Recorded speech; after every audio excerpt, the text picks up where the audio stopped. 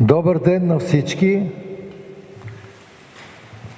Радвам се да се срещнем на хубаво духовно място и да разговаряме за нещо, колкото ни е познато, толкова е непознато. Всички знаем какво значи мир, но има много тайни свързани с него и сега ще ви разкажа за тях. Първата тайна да ви споделя, че в Библията е записан, че имаме два вида мир.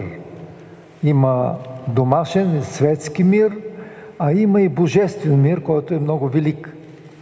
Фактически между двата вида мир има огромна дистанция.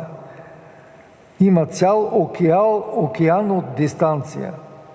Светският мир е морално състояние, а божественият мир е един духовен път за преминаване. И сега да се запознаем каква е разликата между двете. Някой казва, аз съм спокоен, значи имам мир. Не, драги, имаш само домашен мир, светски. Спокойствието не е достатъчно.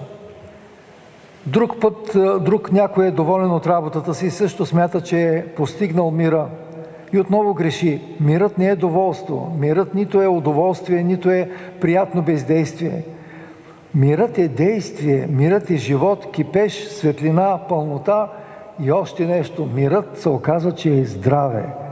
И е много подходящо на този фестивал да говорим за мирът като здраве. Другата тайна е свързана, че големия мир, не този домашния, големия мир се оказва, че не можем да го постигнем с силата на волята. Не можем да кажем, сега ще седна, ще се концентрирам, ще използвам духовни практики и ще го свържа. Той е дар, той е подарък. Защото е казано в Светото Писание, мир ви оставям, моя мир ви давам. Следователно, той ни е подарен още от преди 2000 години. Друг е въпросът, като ни е подарен, какво сме направили с него. Общественият живот, както го виждате, е пълен с какви ли не катаклизми, които доказват, че нищо не сме ползвали от този мир Божий, който ни е предоставен. А в действителност Божият мир е най-голямото достояние на човечеството. Той е най-великата награда, най-скъпоценният подарък. Чрез тези тайни на мира навлизаме постепенно в едно изследване. Сега ще ви насоча мисълта към великия писател Лев Толстой, който преди повече от 110-120 години, освен великите си литературни произведения, той се оказва, че е един пророк, духовник, който въвежда духовник, трактати е написал за мира.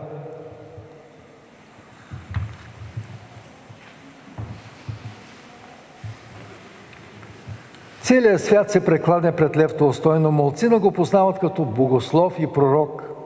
В своите религиозни трактати той се изявява като най-големия реформатор на източно-православната църква, за което той заплаща с отлъчване от църквата. Толстоевите трактати трасират нов път на вярващите в Христа. Те посяват семената на учение, познато като учението на Лев Толстой, чието последователи в много славянски страни се наричат толстоисти. Неговото учение се оказва революционно във всяко едно отношение.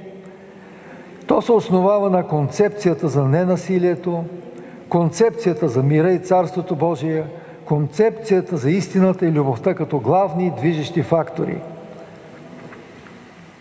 Лев Толстой още при живее е не само отвратен от всички форми на насилие, но като следствие от него той издига мира за един от основните фактори на учението си.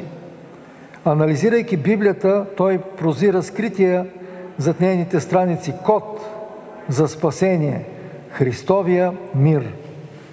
И сега малко ще ви цитирам от творчеството на Лев Толстой, което не е познато в България, в смисъл не е познато в социалистическата епоха, тогава то било забранено, Имаме едно българско издание, първо българско издание от 1928 година, където са изложени неговите велики богословски трактати. В един от тях той пише: мирът между хората е висше достъпно благо за хората на земята. Така се е представило Царството Божие на всички еврейски пророци. Така се е представило и се представя на всички човешки сърца. Цялото учение на Христа се състои в това да се даде мир на хората. В планинската проповед, в беседата с Никодим, в посланието към учениците, във всичките си беседи той говори само за това, което разделя хората и им пречи да живеят в мир и да влязат в Царството Божие. Христос казва, че е донесъл мирът на земята, както ви го цитирах преди малко. И така Лев Толстой достига до великата идея. Царството на Бога върху земята, това представлява мир между всички хора. Много е просто, ма как да стигнем до него? Трябва само хората да повярват в учението на Христа и да го изпълнят, и мирът ще настъпи на земята. И не такъв мир, какъвто се установява от хората, временен, случайен, частен, а мир общ, ненарушим, вечен. Бъди в мир с всички, казва Толстой. Не си позволявай да смяташ другите за нищожни или безумни. Ако мирът е нарушен, употреби всички сили да го възстановиш. Нека прековат хората мечовете на орала, а копията на сърпове. Тогава ще настъпи онова Царство Божие, Царство на мира, което са обещавали всички пророци и което се е приближило при Йоанн Кръстителя и което е възвещал и възвестил Христос. Велики думи на Лев Толстой. За съжаление и руският народ на времето не го послуша, което докара болшевиките на власт, но това е отделна тема. Въпросът е, че този велик представител, реформатор на Източно-православната църква, ни дава едно завещание, което е точно по Христовото учение.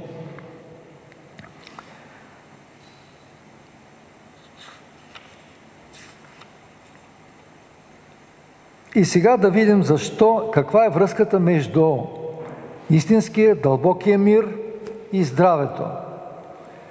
Оказва се също, както има два вида мир, че има два вида здраве.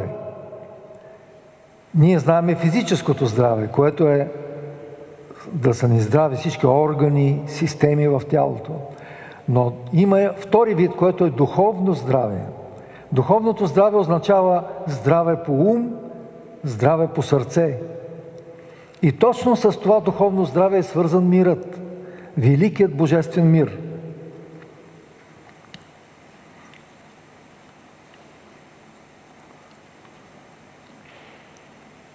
Той е свързан с две тайни. Първата тайна на великия мир. Колко десетилетия сме си въобразявали, че ние произвеждаме мир с воля или с произнасяне на глас. Това е голяма грешка. Любовта е тази, която произвежда мира, а не ние. Но как да кажем мила любов? Не чуваш ли, че викаме мира, хайде, докарай ни го по-бързо? Не може и това не става. Не е този пътя. Тогава на помощ идва втората тайна. Как да се свържем с любовта, така че тя да ни докара мирът? И тук идваме до едно разковниче, което е описано в книгата, която ви представям. Как да извикаме на гости да ни дойдат мирът и радостта. Като завърши моята лекция, може който иска да се запознае с книгата. По какво се познава любовното чувство? Това е една от великите вселенски заповеди. Любовното чувство внася в човека безгранична свобода, безгранична светлина и топлина, безгранична пълнота и безгранична чистота. Значи, ако тези 5 ключа ние ги имаме, любовното чувство е истинско. Ако някой от ключовите го няма, няма го любовното чувство. А то докарва мира. Ето ви пътя.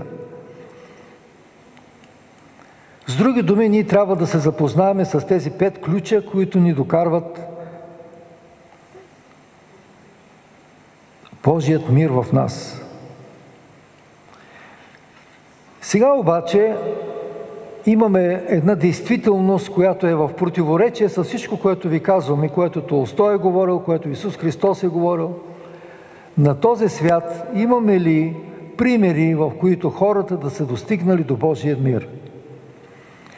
И ако не са достигнали, какво се случва с човечеството, ако няма такъв мир? Тук се насочваме към великите произведения на българския писател Богомил Райнов. Има една негова книга, която е много ценна.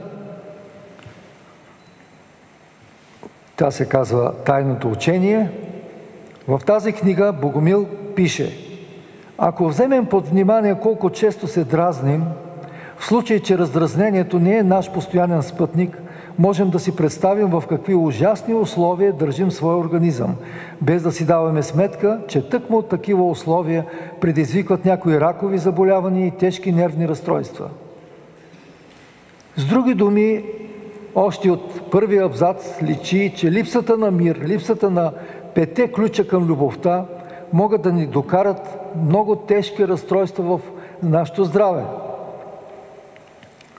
Същевременно духовните хора разполагат с точния термин раздразнението какво предизвиква в организма. То предизвиква една отрова, която се нарича империл. Империла се нарича отровата на раздразнението, отрова напълно конкретна, отаяваща се по стените на нервните канали и разпростираща се по такъв начин из целия организъм. Ако съвременната наука би се опитала да изследва безпристрастно нервните канали, вземайки под внимание астралните токове, тя би се натъкнала на странно разложение на астралното вещество. Преминаването му по нервните канали. Това ще бъде реакцията на империла.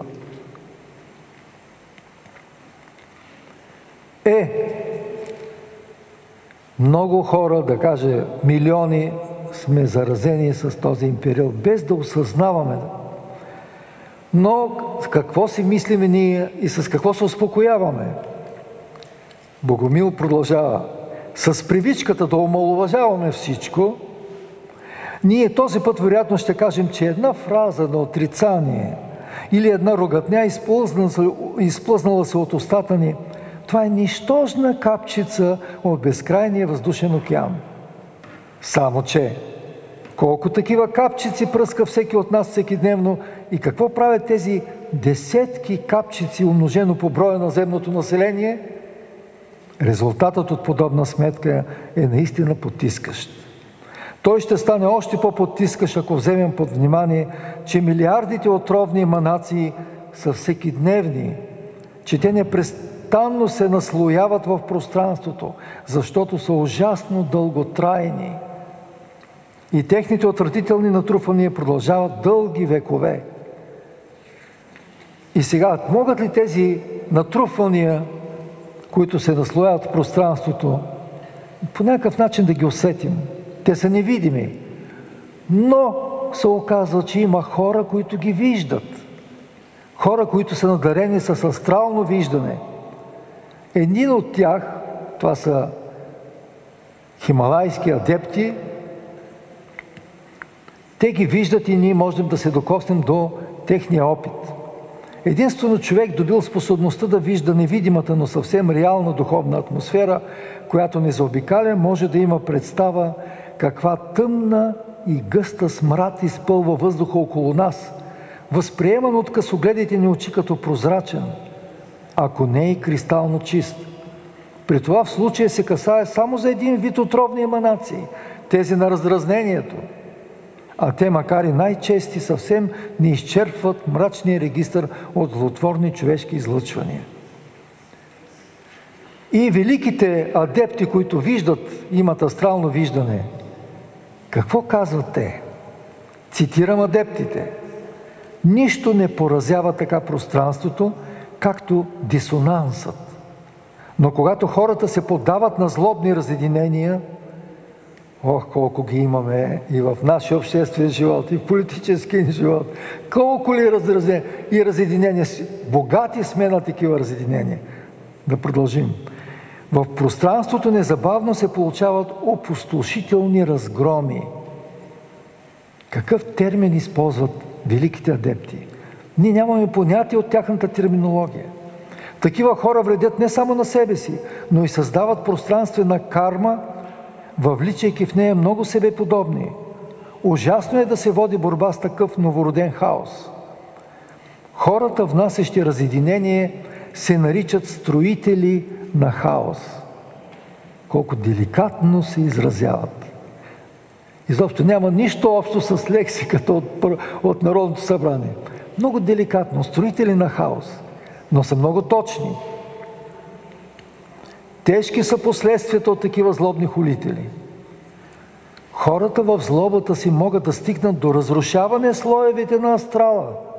Много добре знаем, че около всеки човек, около всяка материална част на земното кълбо има астрално поле. Също около цялото земно кълбо има астрален пояс. И е опасно този астрален пояс да почне да се разрушава. А колко усилия на опитни такачи ще са нужни, за да се излекуват тези рани на пространството, казват адептите.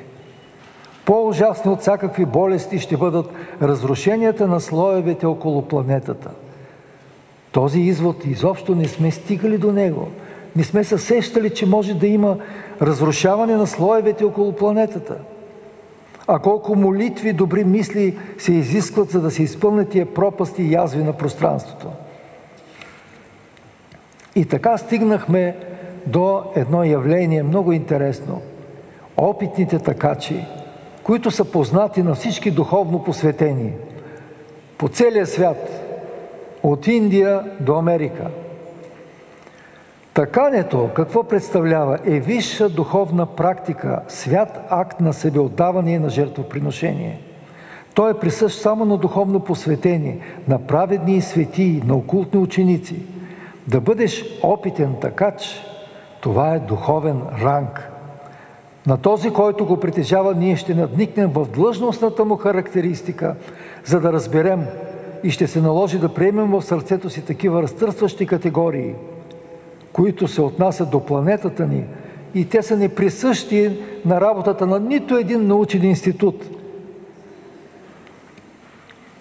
Можете да си представите колко стотици научни институти има по земното кълбо. Ама кой от тези институти борави с термини като опустошителни разгроми, разрушени слоеве на астрала, рани на пространството, пропасти и язви на пространството, гъста и тъмна смрад? Нито един научен институт не борави с такива категории. След направената диагноза, кой е този лекар, който би се наел да започне лечението? Само опитният такач може да започне. Да бъдеш такач в духовен смисъл означава да можеш да тъчеш особен вид невидима материя, огнена и животворяща, която единствено може да лекува раните и язвите в пространството. Да изгражда отново разрушените слоеве на астрала, да запълва цели пропасти. Както виждате, трудна и задача, много важна на опитния такач. Тя е много отговорна.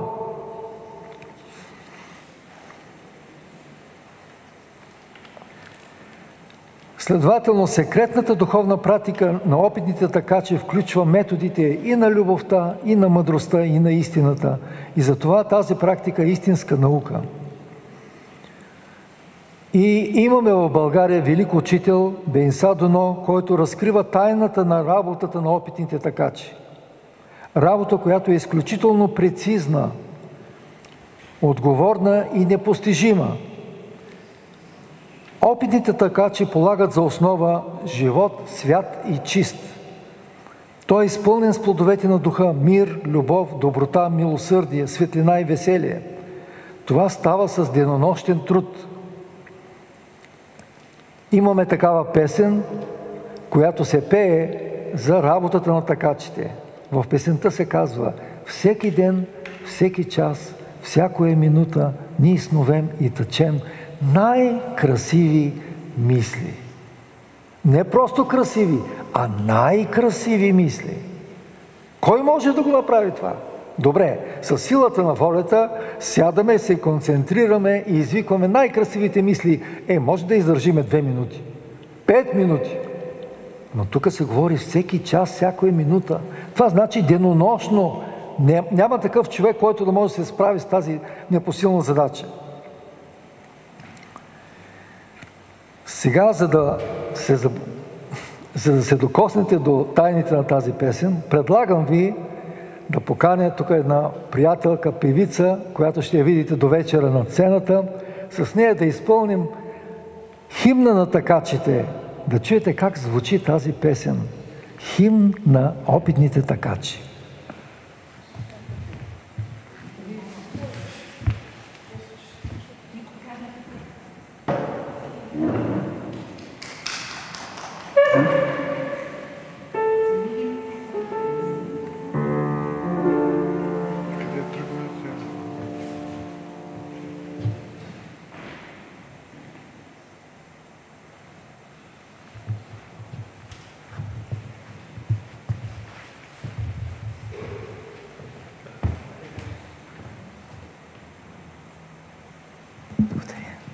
Раз. Всеки ден, всеки час, всякоя минута, ни сновем, ми течем най-красиви мисли и живот свят и чист в душите вливаме. Нека мир и любов в сърца ни да царува, доброта, милосърдие в нас и да живей, светлина и веселие навред да грей. Нека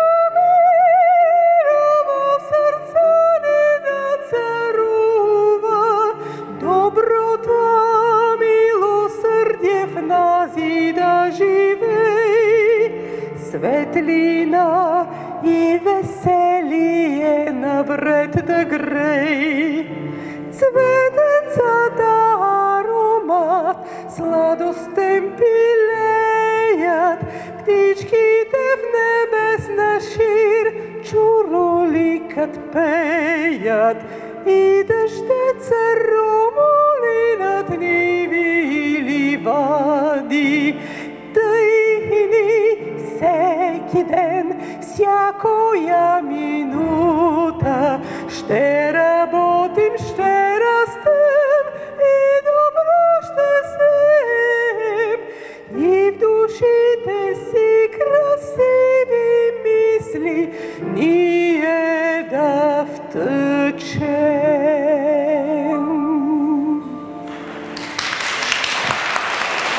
Благодаря.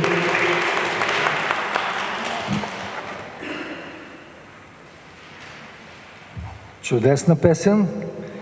Тази песен може да ни импулсира да започнем да се мъчим, да достигнем нивото на опитните такачи, да можем да чистим града си, да чистим държавата и естествено и астралните разрушени слоеве.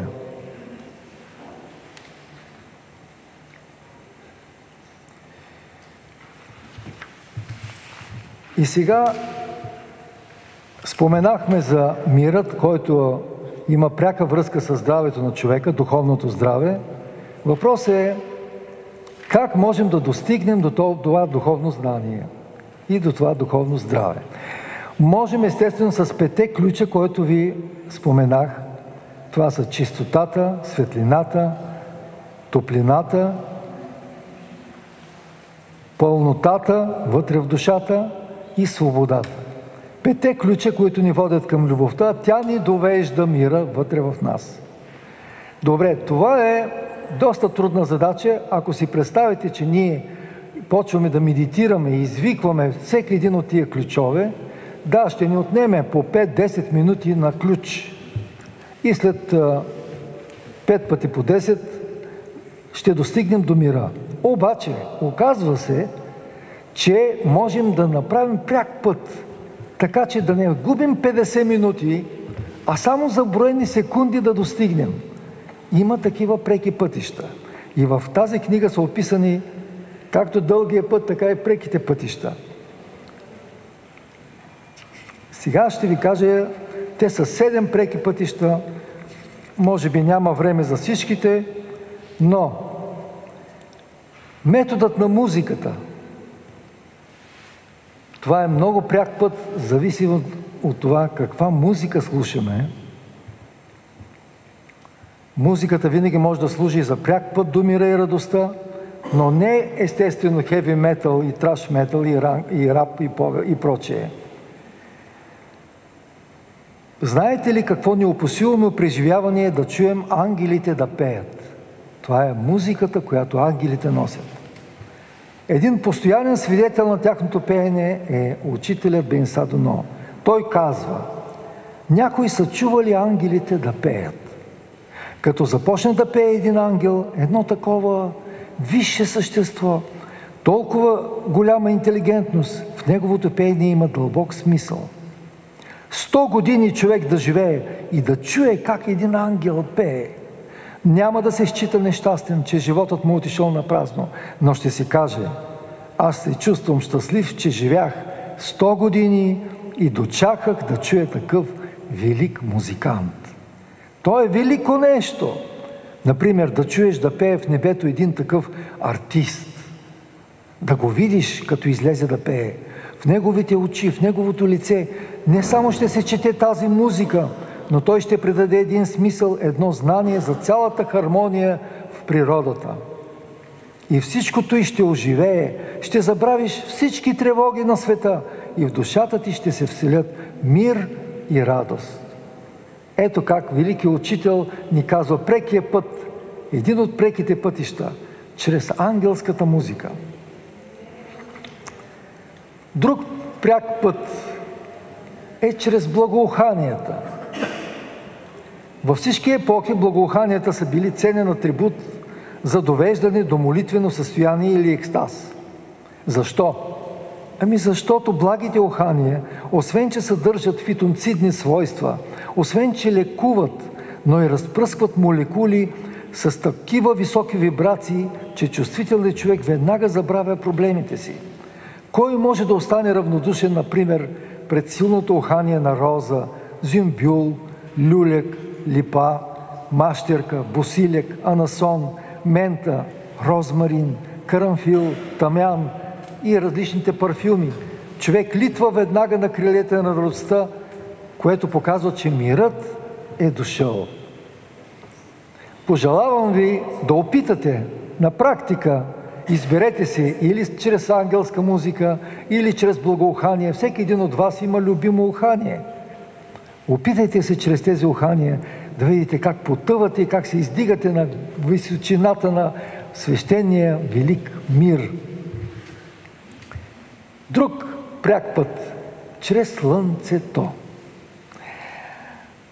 Не знам дали се сещате сутрин, когато изгрява, и вечер, когато залязва. Това са двата момента, когато ние можем да наблюдаваме слънчевия диск.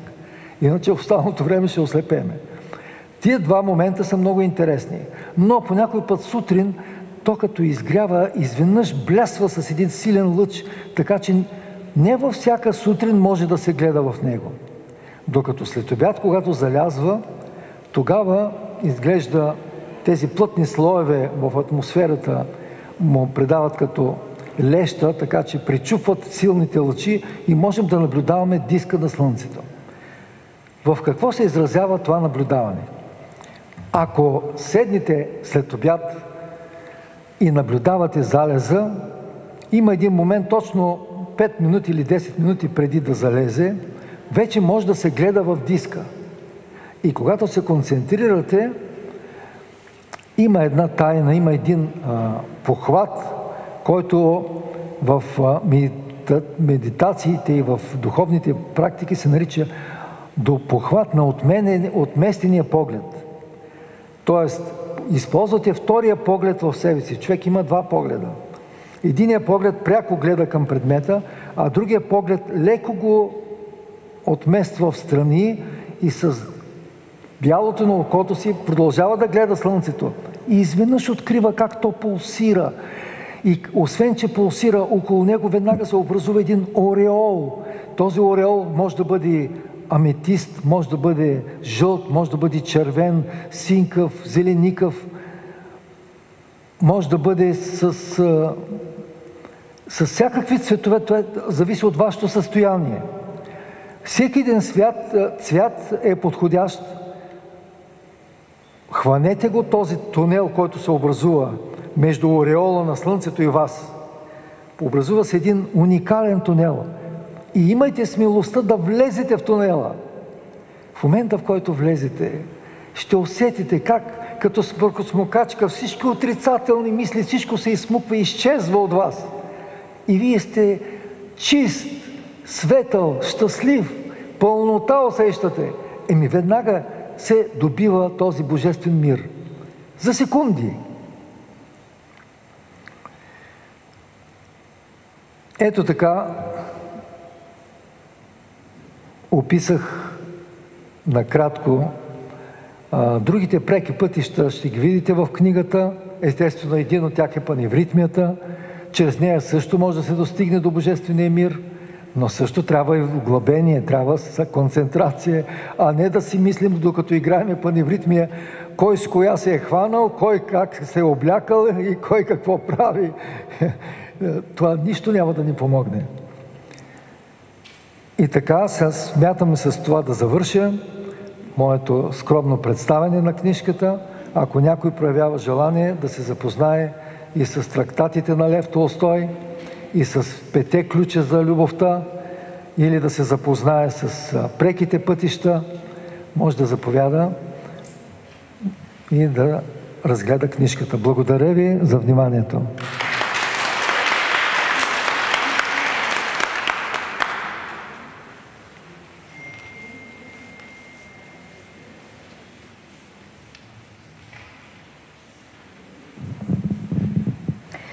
Да благодарим още веднъж на Петър Вангелов, поет, писател и пианист.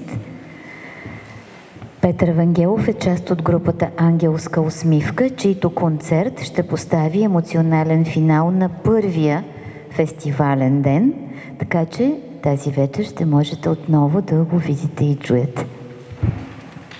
Още веднъж вашите аплодисменти.